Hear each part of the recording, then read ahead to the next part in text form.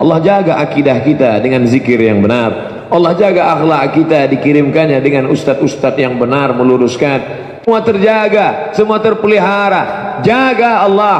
Ini menjaga dari aspek seni. Pintu seni saja yang dia jaga. Jangan sampai ada seni-seni yang melalaikan dari Allah. Jangan sampai ada beralasan seni tapi ternyata melupakan Allah. Dengan seni pun kau bisa mengingat Allah. Ini dari aspek zikirnya. Jangan sampai ikut aliran zikir tapi karena zikir tidak benar malah dekat dengan setan, malah melupakan Allah. Mengaku ikut ahli zikir tapi tidak sholat.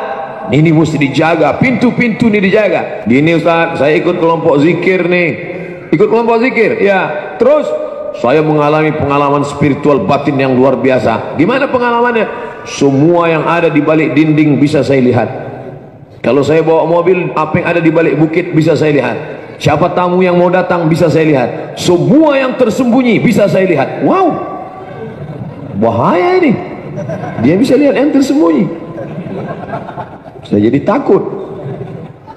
Dalam ilmu tasawuf ini namanya kasyaf. Kasyaf artinya tirai yang tersingkap. Tirai yang tersingkap maka kita bisa melihat apa yang ada di balik tirai. Tersingkap, saya bisa melihat apa yang ada di balik tirai karena tirai sudah tersingkap. Tapi kasyaf terbagi dua, kasyaf syaitani, kasyaf ilahi. Jangan-jangan kau dapat kasyaf, kau sangka kasyaf ilahi, ternyata kasyaf syaitani. Maka saya tanya, jawab dengan jujur. Ya, setelah ikut kelompok zikir ini, ya, jawab dengan jujur. Ya, setelah ikut zikir-zikir yang katanya zikir mengingatkan Allah ini, makin ingat Allah. Setelah tahu apa yang ada di balik dinding, setelah tahu apa yang ada di balik bukit, setelah tahu apa yang akan terjadi, makin ingat Allah atau makin lupa Allah? Saya terus terang makin lupa Pak Ustaz. Berarti engkau sedang dimainkan syaitan. Lalu apa yang membuat bisa melihat apa yang di balik dinding? Apa yang membuat bisa melihat apa yang tersembunyi?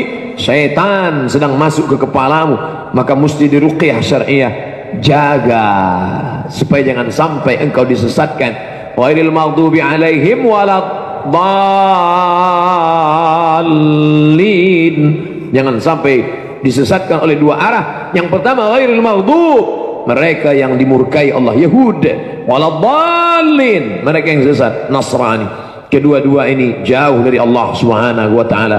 Oleh sebab itu maka kalau engkau ingin dijaga oleh Allah, wahai anakku, wahai ananda, wahai adikku, wahai saudaraku, ya gulam inni u'allimuka kalimatin, wahai anak, wahai adik, aku sampaikan kepada engkau beberapa kata-kata. Ihfazillaha yahfazka. Kau jaga hukum Allah, halal haramnya kau jaga hukum Allah, mana yang boleh mana yang tidak boleh kau jaga hukum Allah, mana yang mahram mana yang tidak mahram kau jaga hukum Allah. Kau mesti berjalan dengan siapa kau jaga hukum Allah, mana minuman yang boleh mana makanan yang tidak, mana tanah yang boleh mana yang tidak, mana orang yang boleh mana yang tidak. Kalau kau jaga ini, yahfazka, maka Allah akan menjagamu.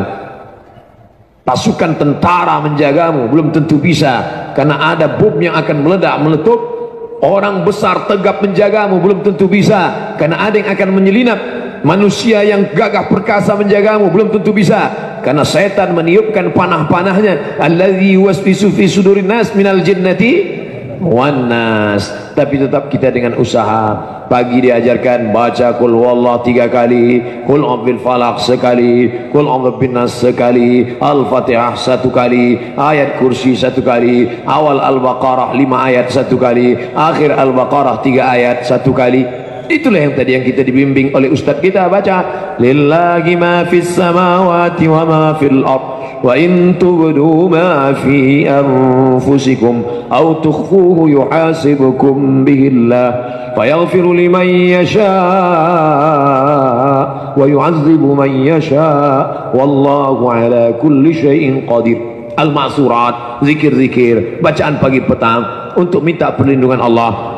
zikirnya lancar, bacaan maksuratnya tetap baca, tapi tidak menjaga hukum Allah, Allah tidak akan jaga. Maka kata Nabi, ihfazillah, jaga agama Allah, yahfazka, Allah akan menjagamu.